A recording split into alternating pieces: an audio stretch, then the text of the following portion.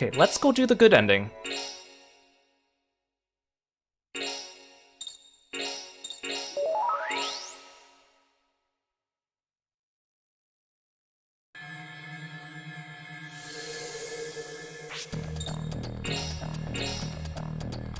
I'm gonna save over our clear data for the bad ending, just because we don't need to save that.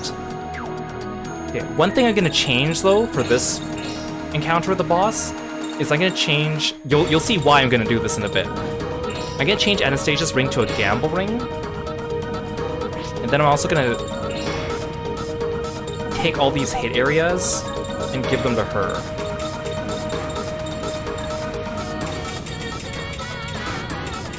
Keep a couple on Kurando, because this first one's kind of small.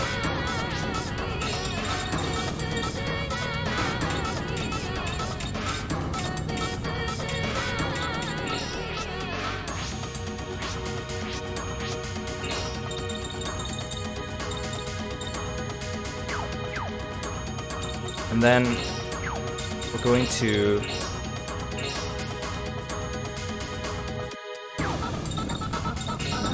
Gotta take off all the stuff she had here.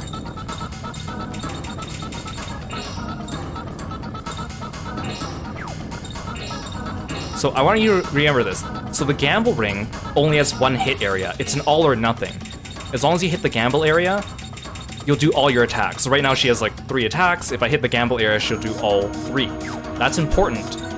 And there's a reason why I'm switching this.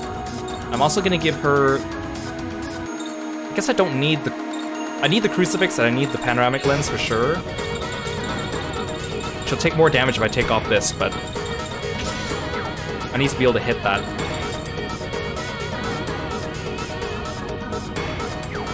I won't save after this. Okay, so again, I'm switching Anastasia to the gamble ring.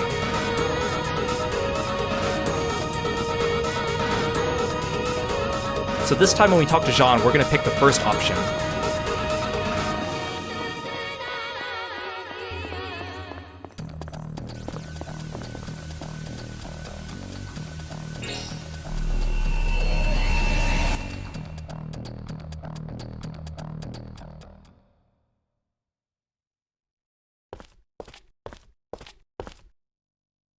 It won't be long now. No. Are you sure now? Yeah. I thought about it and thought about it until I was really sure. Never done so much thinking in my life. Teehee. Huh. I've never been one to reflect on myself much. I just lived fast and hard, and that was about all I could manage. I want to thank you, Jean. You taught me the meaning of living, the meaning of happiness. So you found out? What makes you happy? Yeah. To me, happiness is...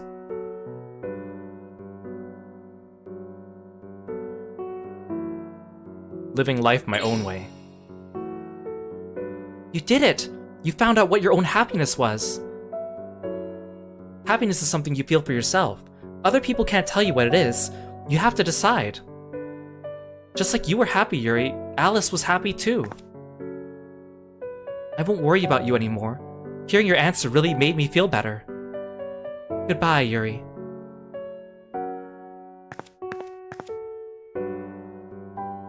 Goodbye.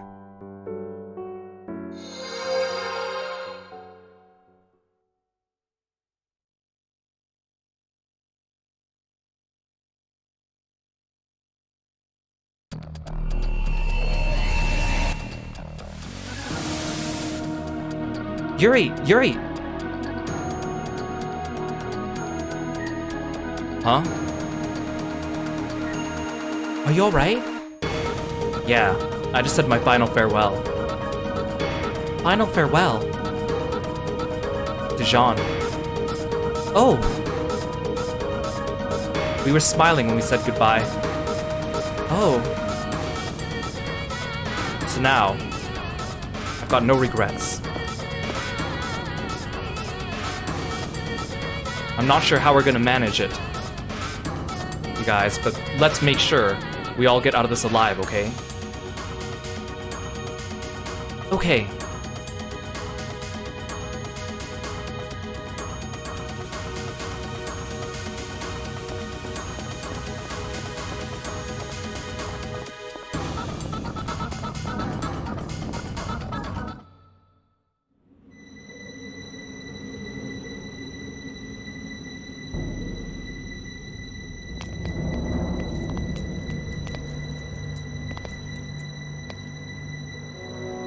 Where's your master?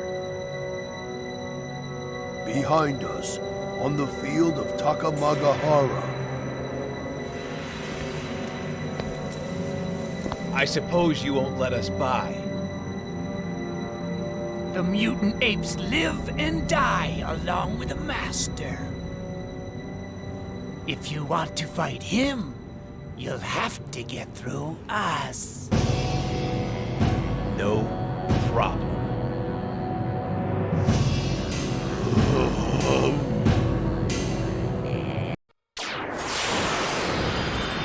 So we'll take care of these two again. They didn't pose any trouble to us. We'll bully Raiden first.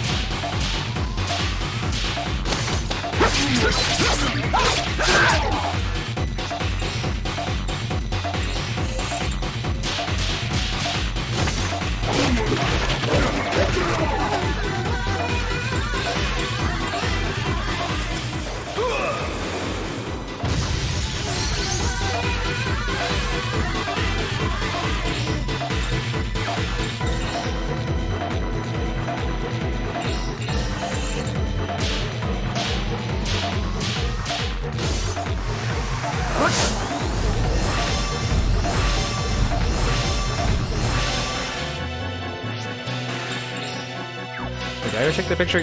No. Now look this way.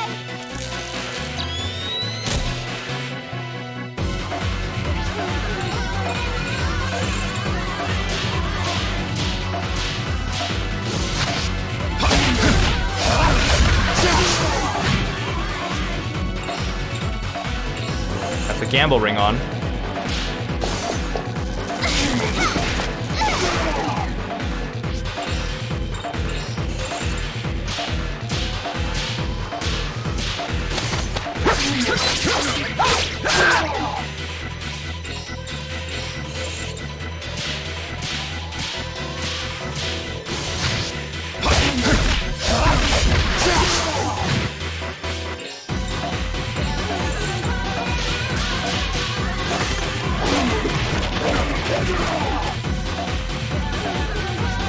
He just keeps carding.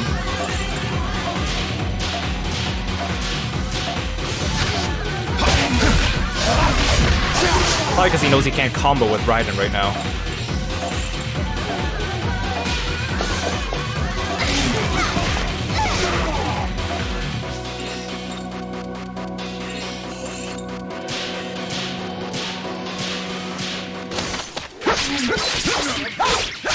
Wait, I didn't even transform Kurando.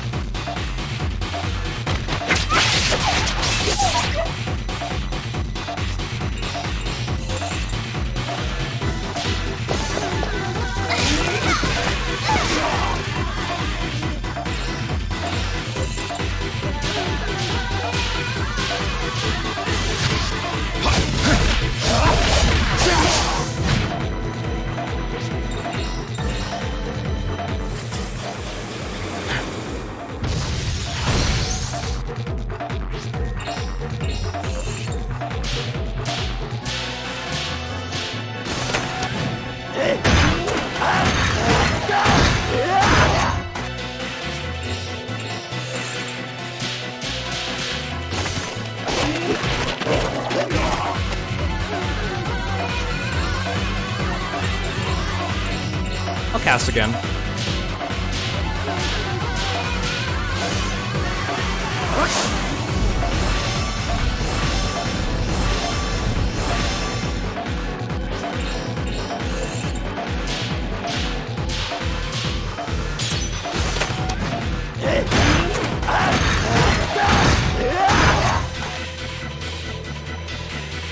you can still use anti-armor bomb when you're transformed? That's so funny.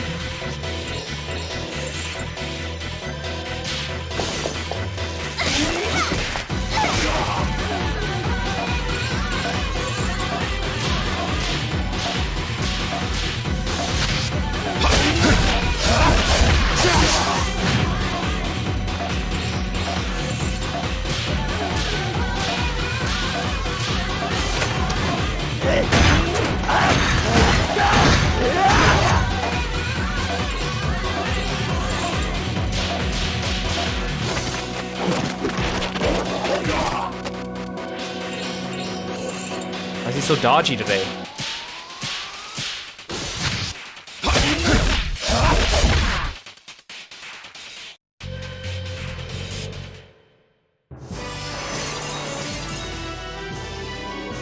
That was a piece of cake.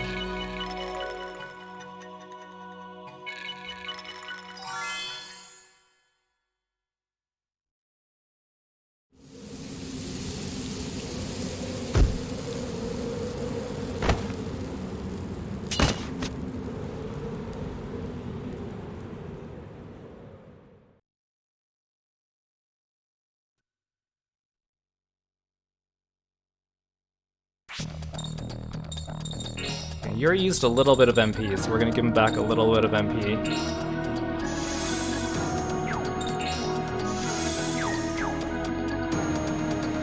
And I think everything else is set.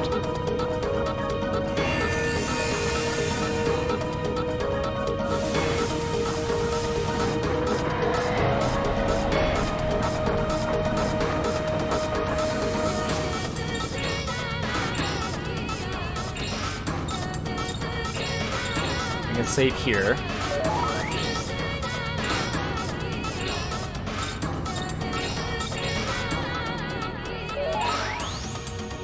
Everyone's geared up.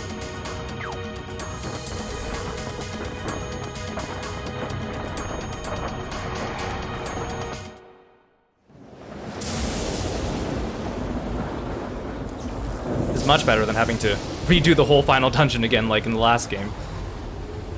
Can you see it? The other side of time. Yeah.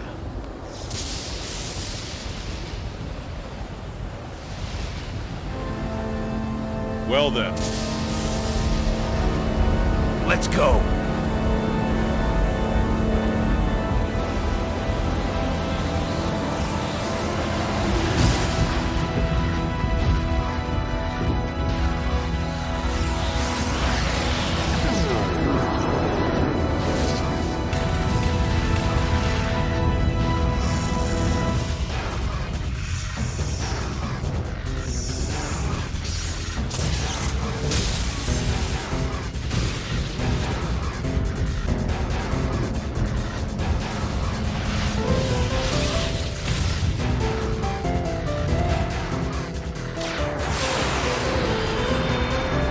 Thank you for the stretch, Disnal.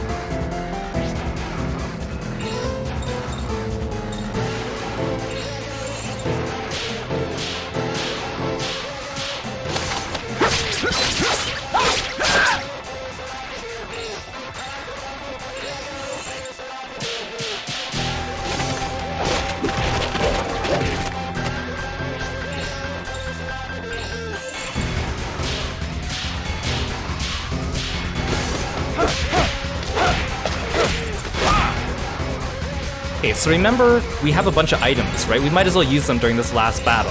I didn't use them during the last encounter because I didn't want the fight to be too much of a cakewalk. But you've seen we have the third keys, the fifth keys, and the seventh keys. You saw how effective those were against like some of the other bosses we fought in the game, like Seraphic Radiance or Great Gamma. Well, we also have this item that we picked up in the Neem Ruins, the Eternal Key. So remember, 7th key lets you spin the Judgment Wheel 7 times. Basically, it lets you have 7 turns of attacks in a row as long as you don't miss. The 5th key lets you have 5 turns of the wheel. The 3rd key has 3 turns of the wheel. The Eternal Key, again, of which there's only one in the game, lets you turn the wheel as many times as you can until you miss. So remember, the needle goes faster and faster each time, but you could get higher than the 7th key with the Eternal Key. You just gotta keep pressing the Judgment Wheel. But remember, I changed Anastasia to a Gamble Wheel. The Gamble Wheel is all or nothing, right? So I'm gonna do Kato the biggest disrespect ever.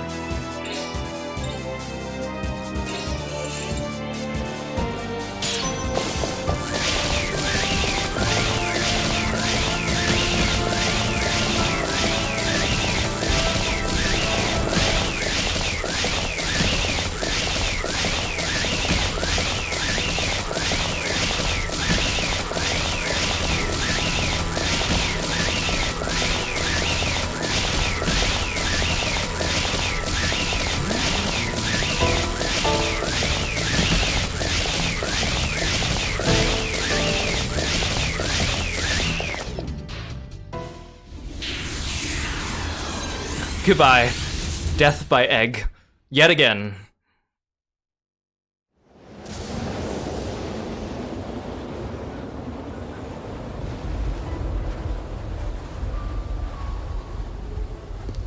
That was true power right there.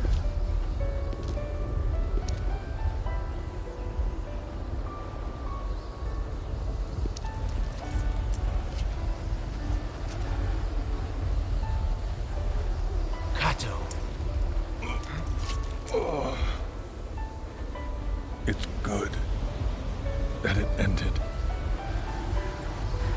this way. Soon, Takamagahara and the vessel will disappear within the time warp.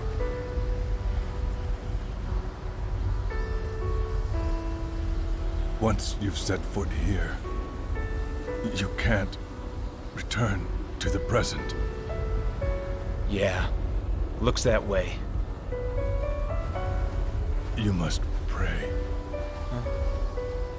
Pray as hard as you can for the world you want. The world I want? Yes. The best one you can imagine. Hey!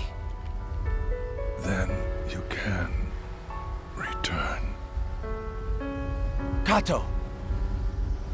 Thank you, my friend. If I equipped the weakest weapon in the game just for further disrespect, the infinite combo would have been like twice or like 5 times as long, because she would have only been doing like 1 damage per hit.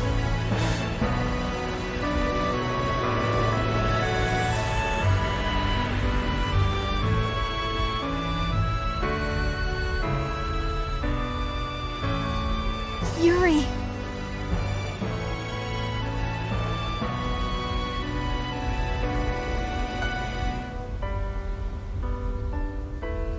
Come on now, let's pray. For a better world to return to. We can do it, if we really try. Yes.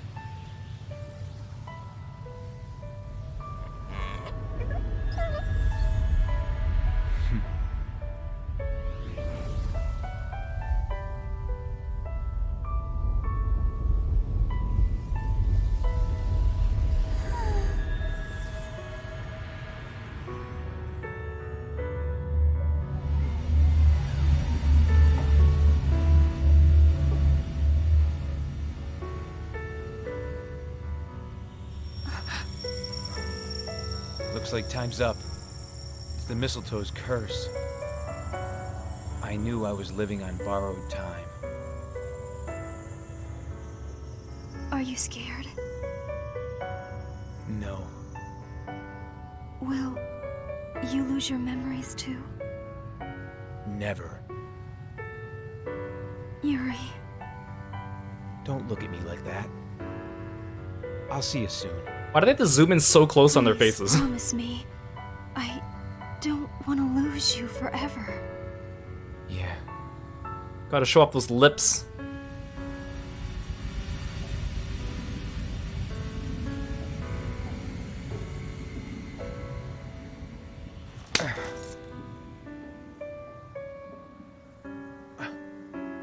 Karen, What? thank you. Yeah, I think they zoomed in because they want to give you illusion that they might kiss, but then they fake you out. I think that's what they tried to do.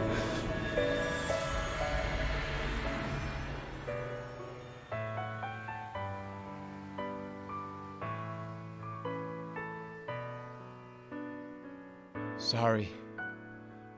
I can't keep that promise.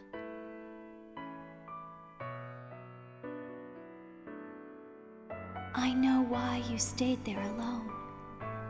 You were afraid to lose yourself.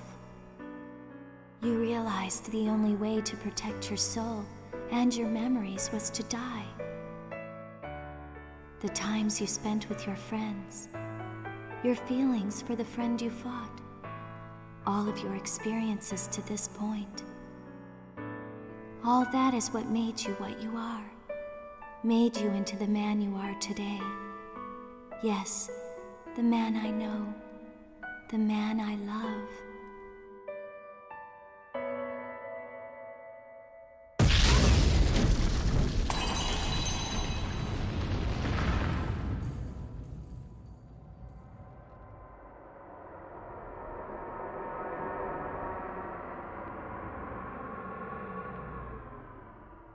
Now you don't have to suffer anymore. You don't have to be alone anymore. I'll always be right here by your side. Now we'll be together forever.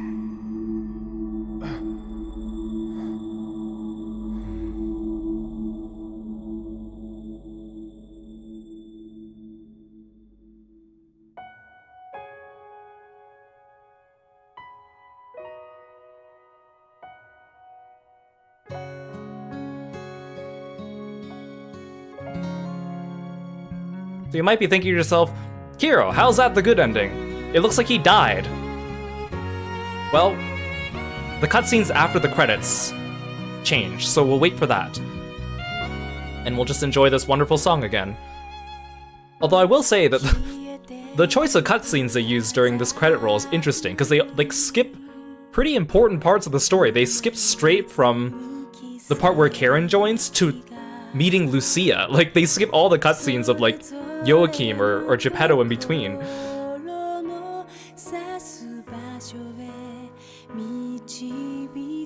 Like here's Karen with her outfit. And then they skip straight to Lucia. It's like, what happened to Joachim?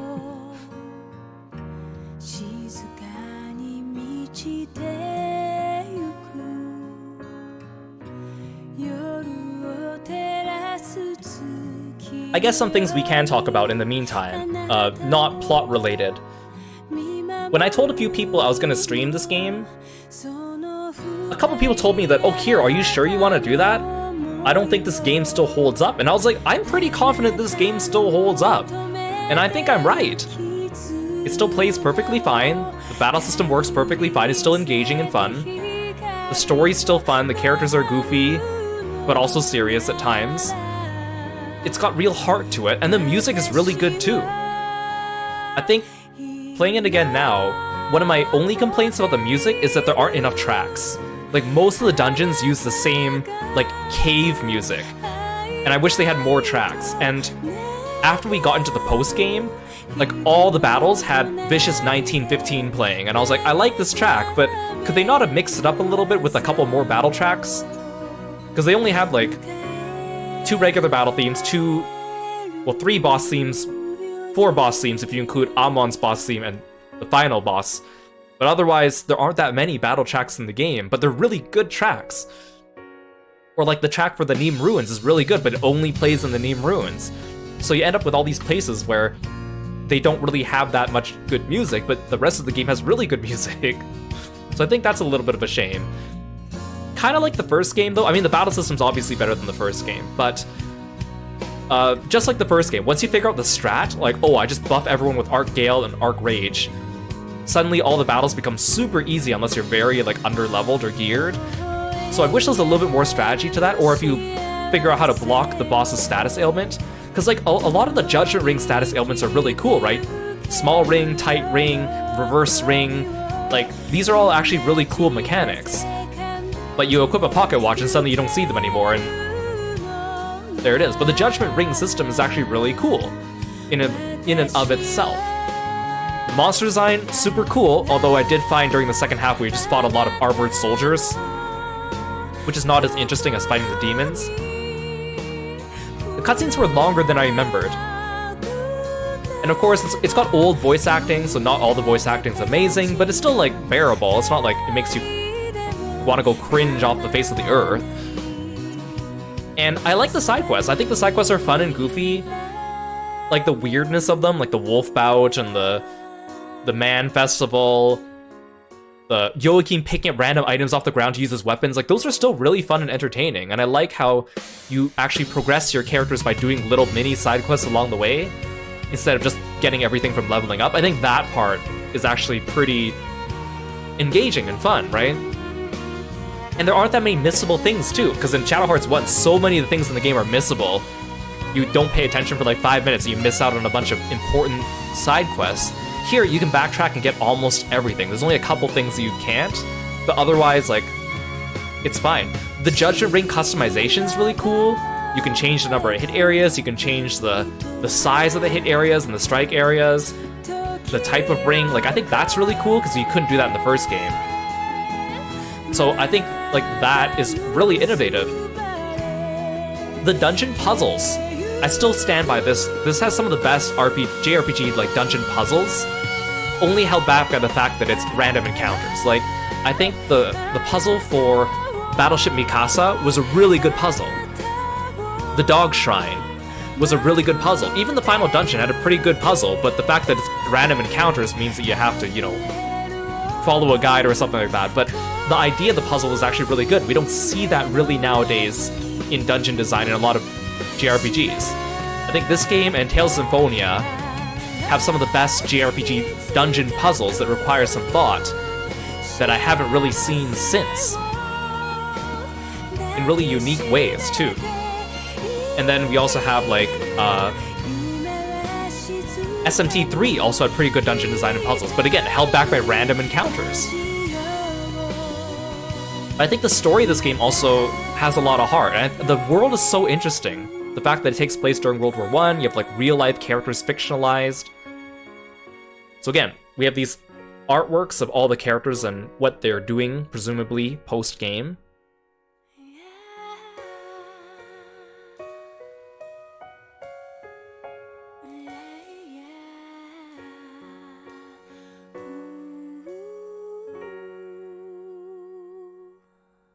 I did forget how long some of the cutscenes were in this game, though. I was kind of surprised sometimes, because I'd be like, oh, I want to talk, but the cutscene's still running. I don't want to interrupt it. Like, some of them were like 10-minute cutscenes, too. I was like, oh.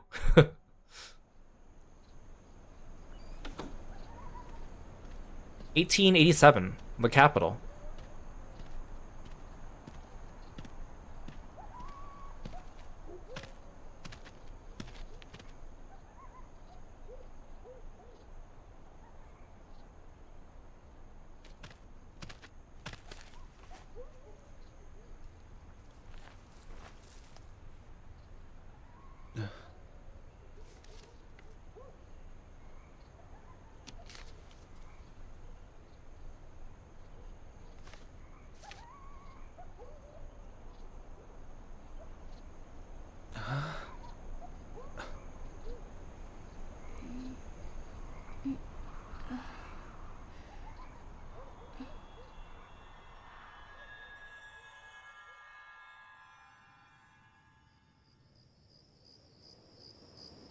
Autumn, 1913, South Manchuria.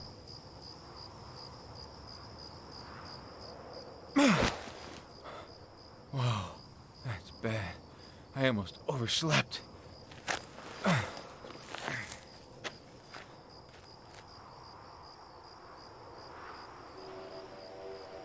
It'll be here soon.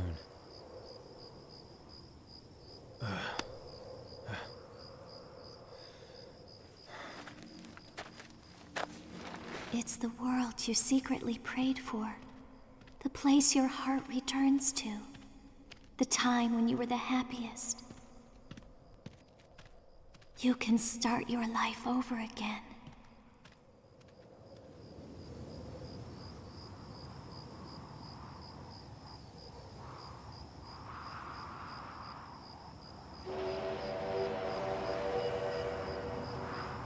It's that train.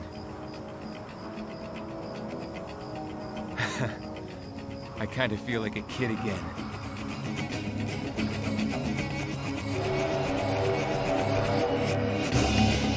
Not long now until Yuri meets the woman of his destiny.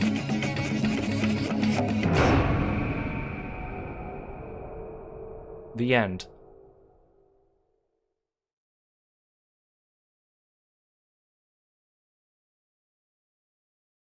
Now, also, while we're on topics of things I think the game didn't do well as well, like, obviously, this game's from 2004, right? So, some of the jokes didn't really age that well, right? They still have, like, a couple of the sexual harassment jokes, a couple of the gay caricatures, but I would say that they aren't, like, overly aggressive, at least not as much as the last game, and I can give it some leeway because it's an old game.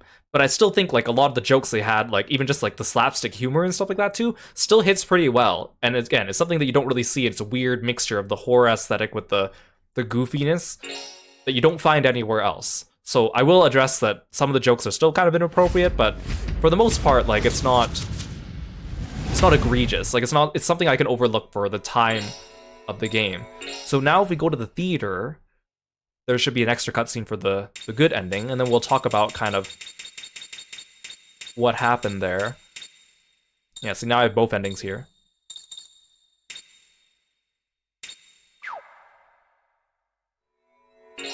I'm just gonna go to the continue screen just so we don't have the music playing.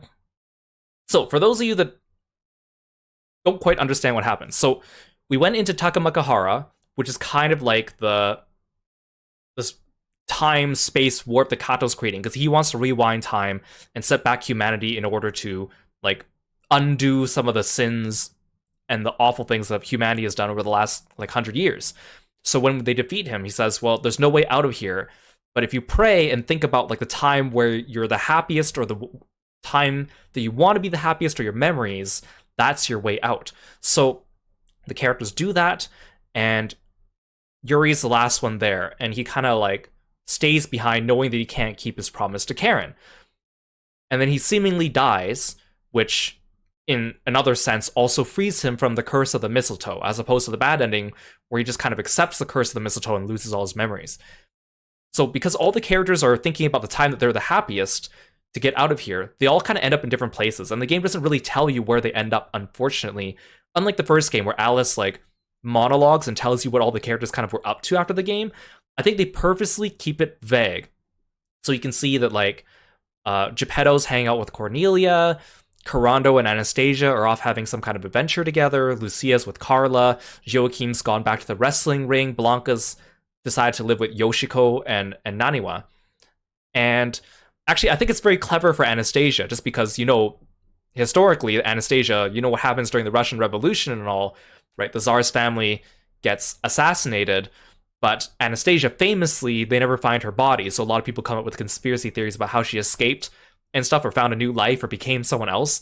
I think this is Shadowheart's nod to saying, like, this is what we think happened. She went off on her own adventure with Corando in some other alternate timeline or something like that, and was happy to live out the rest of her days. Like, that's kind of the impression that I get from this, which I think is clever just because, specifically with her character, because if you think about what happens later on, like, his history is not kind to her and her family. Hey Burr, welcome to the stream. Thanks for stopping by. Now, Karen's an interesting case, because if you remember, Yuri gave Karen Anne's cross from Alice's grave. And Karen talked to Saki, and Saki gave her a photo of Yuri when he was young. So I don't know how much Karen was aware of this ahead of time. Also remember when we left the battleship Mikasa, Anastasia, worried that Karen being German would cause some kind of international incident, crafted her a Russian passport as an ambassador, but used the name Anne instead of Karen. So when Karen thinks about when she's the happiest and disappears into Takamagahara, she wakes up in the past. Presumably she loses her memory, but she still has Anne's cross with her. She has her Russian passport that says her name is Anne, and she has this photo of Jinpachiro, herself, and Yuri calling her Anne. So Jinpachiro finds her and picks up this photo and kind of goes like what? Like, this is the woman I'm going to marry and have a son with. So Karen's entire existence is kind of a time paradox in itself, right? And basically she becomes Anne. She becomes Yuri's mother. So, and I don't know to what extent she's aware of this. I don't know to what extent Saki's aware of this. I think the saddest part about this, though, is presumably, I think, that neither Yuri nor Karen ever realize this, because it doesn't feel like they do. But again, maybe it's a new timeline and we're not really sure, because just the idea that Yuri never finds out that Karen was really someone important to him in a different way, and Karen never realizes what her feelings towards Yuri really are, I think that's kind of sad. But if you think about maybe there's an alternate timeline divergence, maybe you can think that they do reconcile these feelings eventually somehow. Maybe they live out a happy life. I don't know. It's vague on purpose. Hey Timbit, welcome to the stream.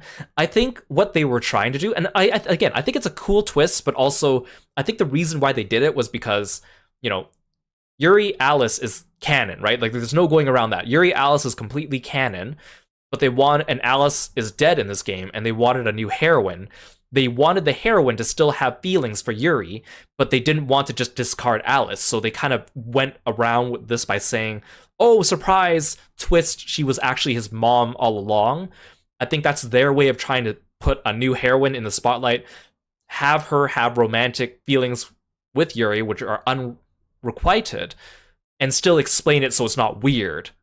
Asterisks at the end of that sentence. I think that's what they were trying to go for. Having a heroine that could love Yuri, but without getting rid of Alice. So, I don't know how I feel about that. I think it's an interesting twist. Now that I'm playing this again, you do pick up on little hints of it. Like, when Yuri and Karen are sitting on the park bench in Nihonbashi, and she asks him more about his mom, and he says, and she goes well, how'd they pick the name Yuri? And he's like, well, I don't know. Maybe she named me after one of her former lovers, right? Like, it's kind of like a subtle nod to that. And there's a couple of times where he's like, well, you're not my mom, or don't treat me like a child, so many times. And I think that's kind of like the little hints that are supposed to close the loop, that she does end up being his mom. Like, she is someone important to him that is not his significant other. Again, maybe it's a little weird, but I think the idea is kind of cool. The idea that I think is kind of cool, though, is that good ending there. So basically, the canonical Shadow Hearts timeline, and the developers came out and said this later on too, it's Shadow Hearts 1 with the bad ending, which leads to Shadow Hearts 2.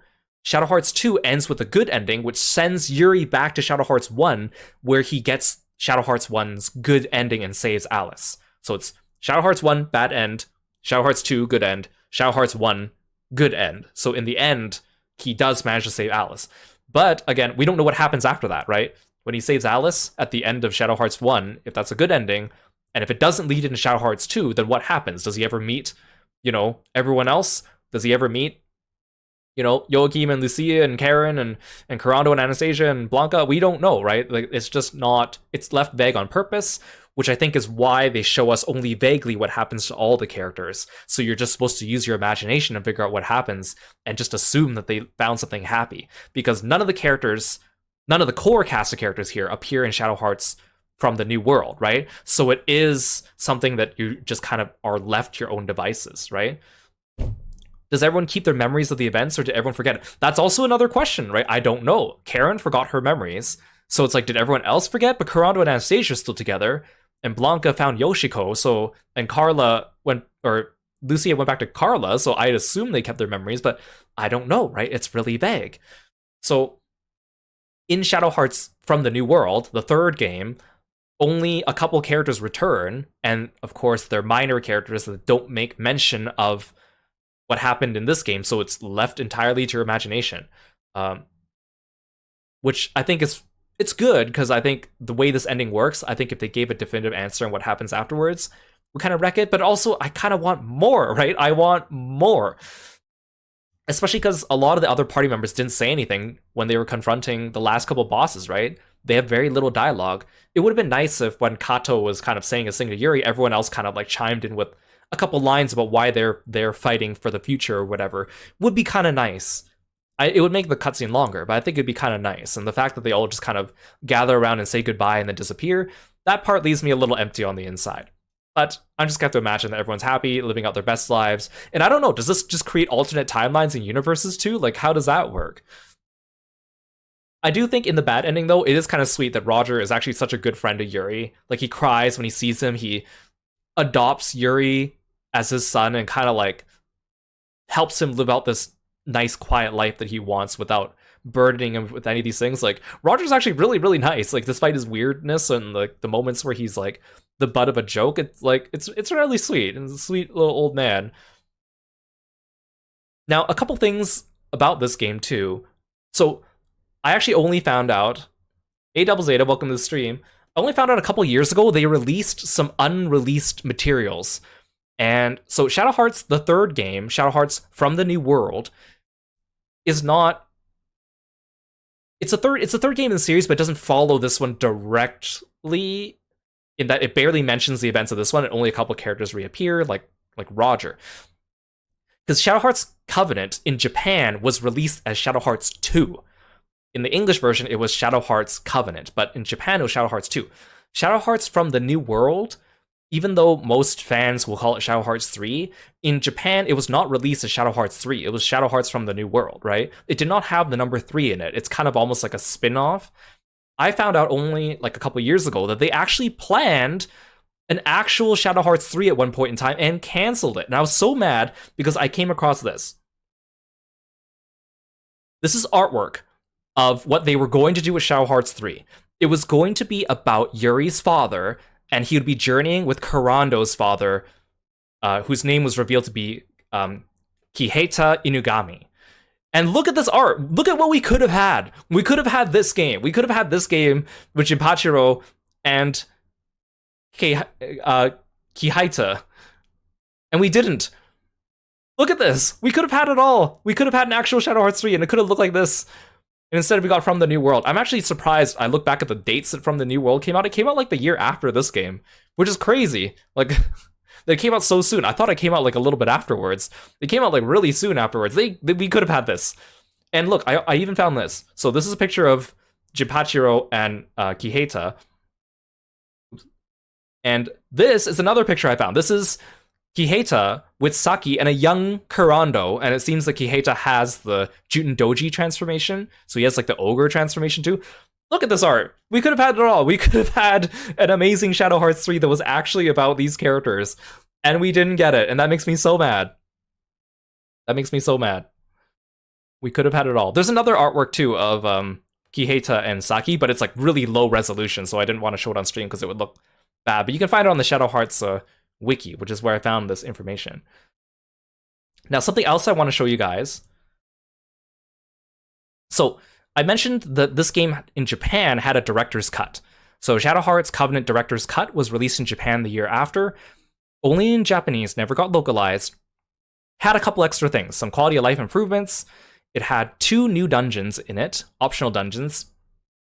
In one of the optional dungeons, you actually got to play as Nikolai, Lenny, and Veronica. It was a side story about how Nikolai comes to make his pact with Astroth, which I think is pretty cool. We could have had like an entire dungeon where you get to play as Nikolai again and introducing Lenny and Veronica as playable characters. I think that's pretty cool. They also added a new super boss who has 3 times the HP that Susanoo did at the end of the game. So like Solomon, it was supposed to kind of be the super boss, so he wasn't really that bad. They released an actual super boss, and that super boss was annoying because he does the same thing that Meta God does in the first game, where every time you cast a buff on yourself, he dispels it and gets an extra turn. So you can't use your usual strategy, which I said. The thing about this game is, once you learn the strategy, the bosses are easy, and super boss throws that out the window. But unfortunately, we never got Shadow Heart's director's cut here, unfortunately. Something else I want to mention too was New Game Plus. If you do New Game Plus in this game, you carry over the white underpants and the black underpants accessories. Although the black underpants you only get on the second playthrough anyways, because you need to fill out your entire monster dictionary, which means you need the final boss. You get to keep all your crests, you get to keep Anastasia's albums, you get to keep all your stud cards, you get to keep all of Cornelia's dresses, you get to keep all of the alternate costumes for the 3 girls, you get to keep all of Yuri and Karando's fusions, and you get to keep all the monsters in your library and their data. So that would have been cool if we decided to do a second playthrough, which I'm not. And then we got theater mode, and you can also compare your scores. So every time you finish another game, you can compare like your stats between the 2 playthroughs. Okay, so something else I want to show you is in Shadow Heart's director's cut, they actually had some additional content, and I want to share with you a couple music videos and videos that were available in director's cut. So this video was actually, apparently people said it was from director's cut, but Shadow Heart's wiki confirmed this is actually from a special edition version of Shadow Heart's Covenant. It's actually, I'll just show it to you. So this is from the Shadow Heart's wiki YouTube page.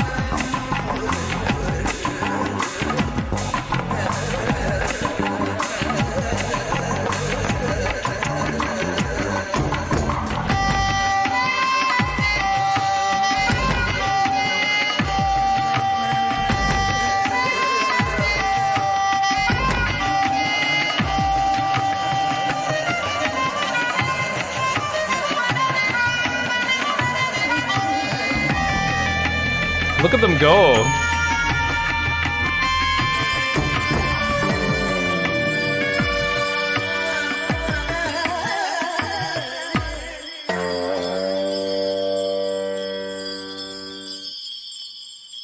The fact that they let Joachim do this is just so funny. Oops. The other video I want to show you, this one, I'm not sure if this one's in the director's cut or it was released separately. This is the music video for the ending music in the game. Love Moonflower, or Getsu Renka, by Mio Isayama. And I really like this music video. I think it makes me tear up sometimes, just how emotional it gets. Because the music's really good, the ending theme was really good, but this one makes it even better. So let's watch this one as well. This is also from the Shadow Hearts Wiki YouTube channel.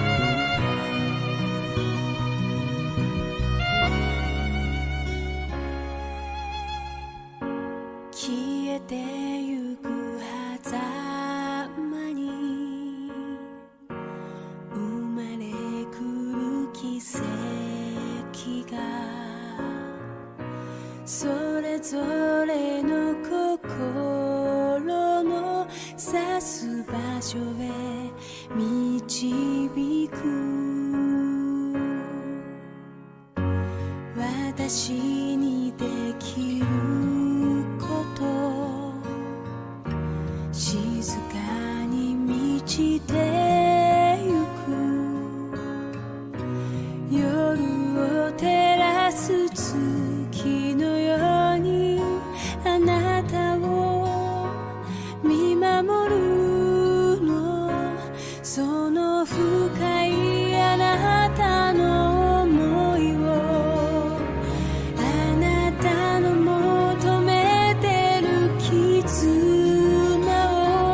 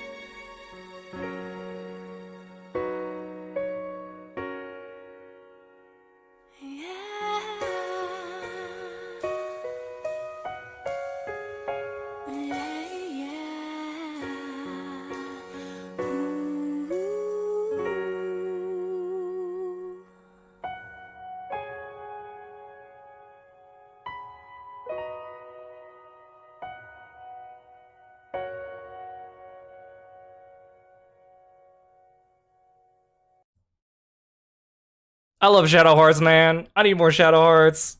Gosh. This song makes me tear up. And it's just like pictures of the characters looking into the camera, but man. And Mio Isayama, like, singing her heart out. I love Shadow Hearts.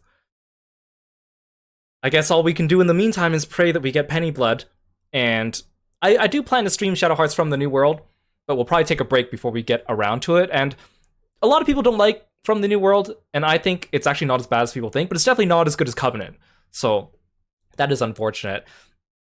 And it is unfortunate, again, that some characters just didn't get as much screen time as others. I'm looking at you, Lucia.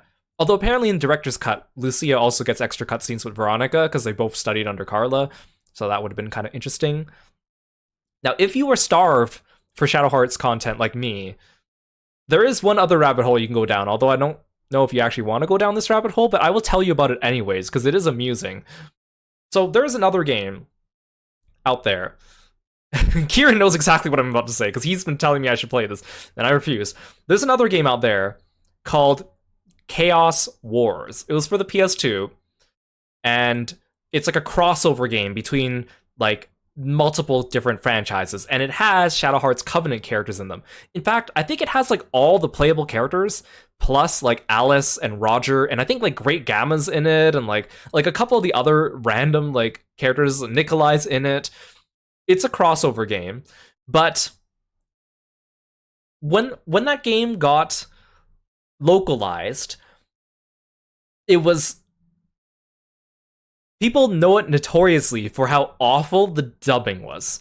And the reason why it was awful was because basically the devs basically just asked all their friends and family to come and help them dub the characters. So they were not professional voice actors at all. They were just like friends and family of the devs, or the localizers. And what you got was basically a hot mess where the dubbing was absolutely atrocious. Like even worse than what you might even be imagining in your head. Like, I think I've seen like high school drama classes that have better voices than these people tried. And like, I respect the effort, but man, and it's so funny because when you look at the credits of that game, it's like everyone has the same last name, because like they just took a whole bunch of people from the same family and asked them to voice the characters. And also, like, Yuri's Japanese name in Japanese Shadow Hearts is Uru. And so in this localization, they decided to keep him as Uru instead of Yuri. So you can look up clips of Chaos Wars, and you'll see like the atrocious things. Like they just say like random things. Like he'll just be like, "Hey guys, we gotta go save the world.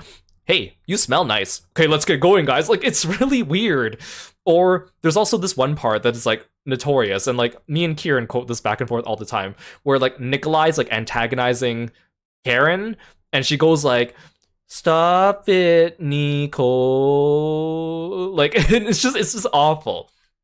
And then there's like the main character of that game, not from Shadow Hearts, the original character. Like, this is one part from the beginning of the game where he's like, because he gets like isekai'd, I think, and he says something like, "We have to get back to Tokyo." Like it's very memey. But if you're a star for Shadow Hearts content, maybe that'll ruin the experience for you. Maybe you'll really enjoy it.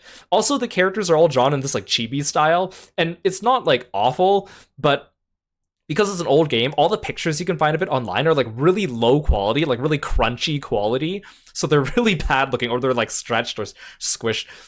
Anyways, I do not ever plan on playing that game. Kieran says I should stream it, but I am not planning on doing that. But I think it's worth mentioning because it is technically part of Shadow Hearts. I don't want to say lore, like the franchise. If you go to the Shadow Hearts wiki, it even has like Kodelka, Shadow Hearts 1, Shadow Hearts 2, Shadow Hearts from the New World, Chaos Wars. Because we're just so starved for content as Shadow Hearts fans. So if you want to go down a rabbit hole, be my guest. I would not recommend it. I think it's funny just to see like out of context clips from that thing, but it does exist.